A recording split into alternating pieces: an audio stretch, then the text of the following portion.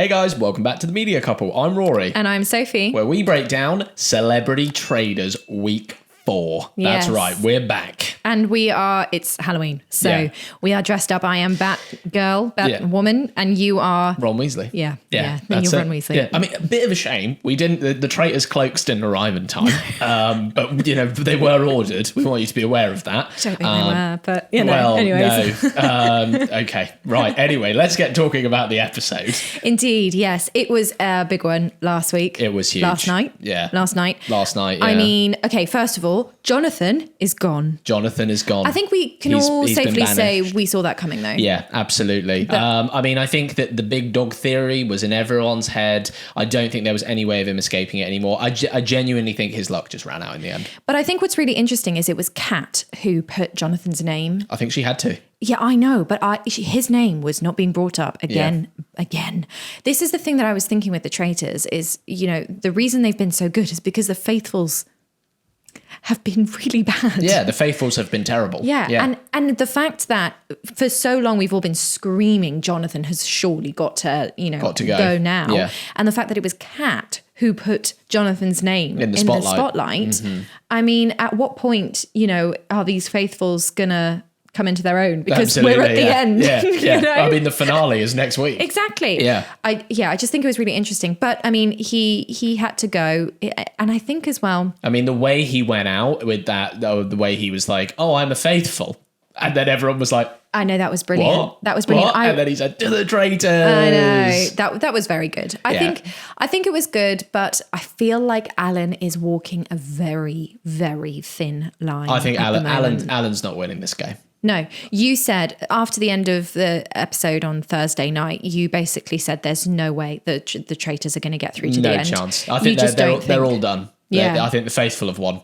Well, I think the thing is that Joe and Nick are too strong. It really, really, for me, comes down to David now. Yeah, it does. He is the one who needs to be worked on by both the Traitors and both the Faithful. As Joe Marlowe put it, that's what needs to happen.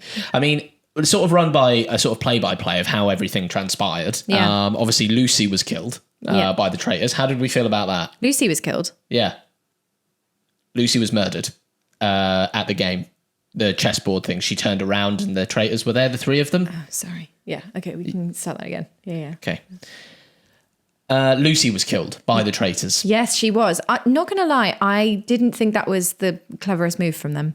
They should have killed Nick. Yeah, but they didn't. But the thing is they don't know how much Nick is onto them, and that's what I think is the brilliant game that Joe and Nick are playing right now. Yeah, is that they have been cozying up to Kat and Alan, and Kat and Alan are now resting on their laurels. They think they've got everything, sewn up. Yeah. Even in the second episode at the very end when they were in the tower, Kat and Alan were going, "Oh yeah, no, we're going to make this." They still have no idea, and I think that also comes back to why they decided Lucy was the person to go, because nobody was really talking about Lucy. Yeah. And then all of a sudden, Lucy was being murdered. It's like that wasn't the dangerous person, but they didn't know that. We knew that. No, that's the thing. I think as well, like Nick and Joe are playing such a brilliant game, but it did throw everyone in the morning. When they came in, everyone was like, "What? Lucy's gone?" And then Nick was like, "Oh, that's really thrown me," because I thought Lucy was a traitor. It did. Yeah, that's true. But I still think it doesn't change the fact that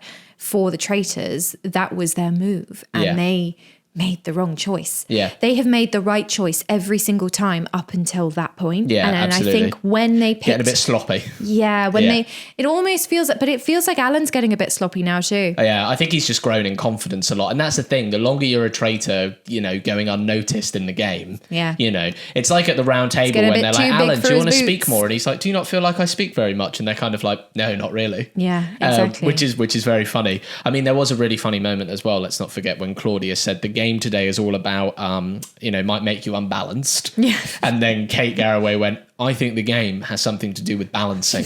Thank you, Kate. And everyone was like, "No way." Shocking. Shocking, Kate. Shocking.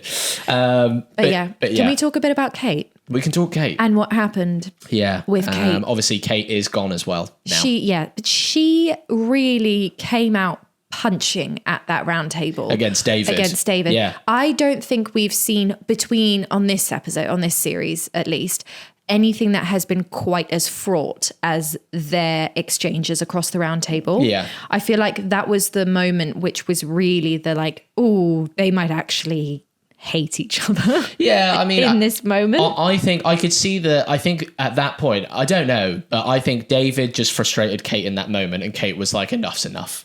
Like, I'm not going to be called ditzy anymore and stuff like that. I'm going to have an opinion and things like that. I think Joe turning to her and saying, you're playing this, what does it say, ditzy damsel? Is that what he said? Something like that, yeah. I thought, oh, that's strong to say to her face. Yeah. But also that is kind of the persona she's been playing. But then when David was across from her and when it really all started getting heated, I thought, where have you been the whole series? This, she was holding her own. Yeah. She was standing up to him. She was having that conversation. It felt like, oh, Kate's arrived. Yeah, here she is. And then Kate left. Yeah, and then Kate did not arrive. Yeah, because she was gone. And Joe Broad made a really good point as well.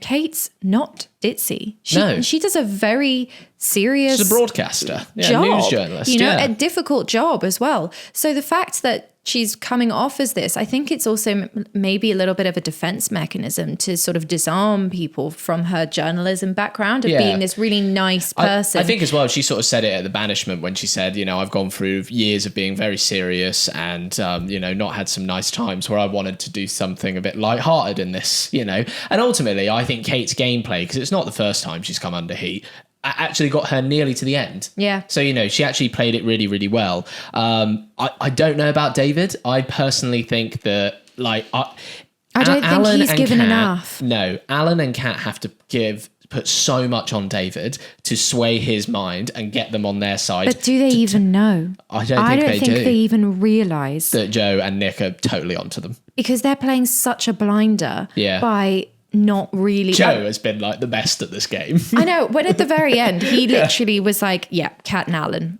I think of the Traitors. It's them. Yeah. And I'm like, yeah, you've got this. You know what you're doing. Where was this week 1, 2, and 3? But good job, Joe. You figured this one out. But I think really the fact that he's figured this one out has been because him and Nick have been such a great pairing of an alliance. Absolutely. They're allies. They're allies. Who did he say that? I'm joking. I know. But yeah, no, they have been really good. I mean, can we talk about Celia going? That was a big shame. I mean, there's an absolutely brilliant moment this week in the challenge where Alan Carr was like, Celia was helping. Who was she helping? Was it Kat across? I think. Yes. It was someone across the bridge, and she's like, she's like a 60s gymnastics teacher.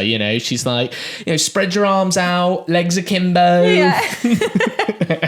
And then what does Alan do? He murders her in plain sight. I know, but Alan is getting way too big for his boots. Can we just talk though about his facial expressions? He cannot keep a straight face. I'm watching it and he's going, Yeah. The best. I mean, I must say, I loved how he did kill Celia. Yeah, that was brilliant. But that was Kat's idea. Was it? It was Kat's idea. Remember, she said, say that Stephen said this. Oh, genius. It's Kat's idea. Oh, wow. But Alan is the only one who can get away with it because he just laughs at everything. He makes everything a joke. Yeah, his comedy is like his defense. Which is brilliant for this game. Definitely. Brilliant for this game. But yeah, the best was when they went and Claudia said, I want you to go around and look at me and say, I am a faithful.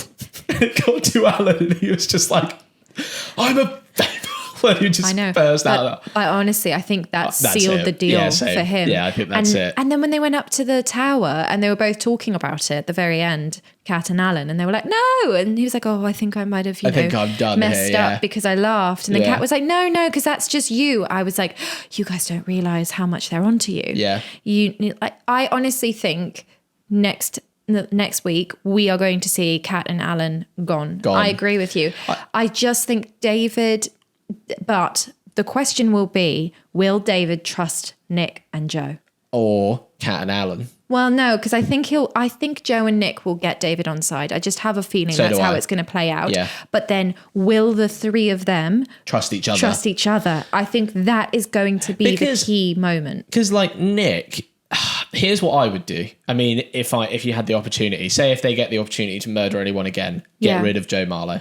That's who I would get rid of over Nick. Well, yeah, we know that in hindsight. I would get rid of Joe, and I think Joe should have gone way sooner. I think he should have been gotten. When he became the dominant voice against Jonathan, that's when the traitors should have been targeted like, him. oh, you're too dangerous. That was the annoying thing for them, though, because he had the shield, didn't he? Yeah. Or else I think he would have gone. Yeah. I genuinely think he would have gone. But then, the murder in plain sight thing as well really threw everything. Yeah. Didn't it? Yeah. Because they couldn't they couldn't murder him that night, really, because it's just awkward. No. And it's kind of like the situation had to present itself, didn't it? Yeah, exactly. But yeah, I mean, to be fair, murdering in plain sight, I think murdering Celia was the good choice because she was too perceptive. She's good as well. And you could you could see that she was on to Alan and Kat. I feel like this happens. They catch one traitor, and then I feel like Jonathan left, and they were like, it's Alan and Kat.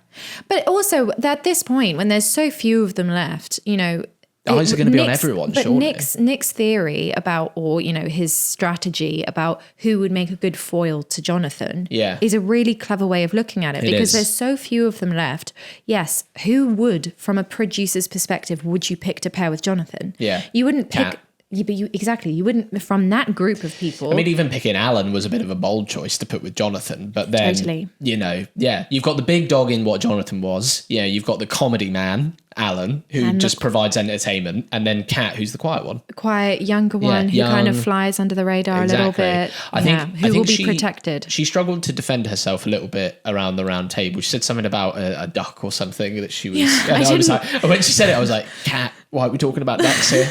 Defend better. I felt like that little PR man in her ear going, defend better, get away from the duck analogy, divert.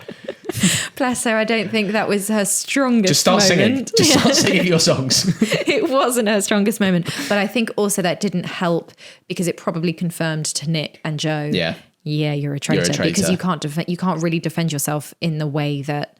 But then again, I mean, I think it's over. I think the faithful have won. Yeah, I do agree. I think Alan, because it's just the question is who goes at this point. Yeah, who goes? Well, I feel like it's a done deal that Kat and Alan are going. It's who stays. Will we see the final three of David, Joe and Nick and believe each other? Yeah. I think David is going to be left out. Yeah. I just feel like Joe, I don't know. I feel like Joe might just be like, no, I don't believe in you, David. And I feel like David won't believe in them. But I feel like Joe and Nick might be, they have the potential to be the final two. Yeah, absolutely. I just feel like there's no way you could sway Nick against Joe or Joe against Nick anymore either. Although Nick did waver. He did a little bit, but I think he's just playing a bit of a game there. Like, I just think that moment when they, broke the rules and said, I'm going to sabotage my team. Yeah. That is the most faithful play I've ever seen. I would trust him implicitly.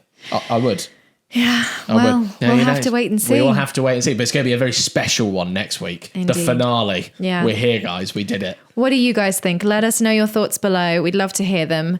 We'd love to hear all your thoughts and theories and strategies. Do you think it will be Joe and Nick together at the very end? Do you think Alan and Kat will be gone? Let us know in the comments below. Let us know. All right. Thank you very much. Thanks for being here. Happy Halloween. Yeah. And we'll see you next week. See you next week. Bye. Bye.